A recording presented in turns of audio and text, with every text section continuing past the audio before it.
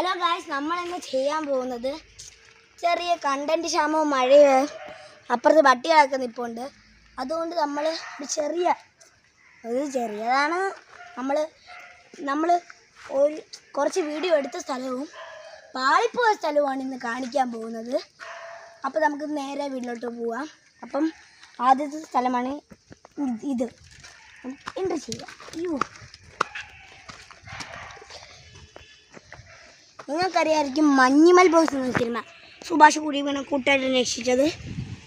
അത് നമ്മൾ എടുക്കാൻ വേണ്ടി ഒന്ന് നോക്കിയ സ്ഥലമാണ്.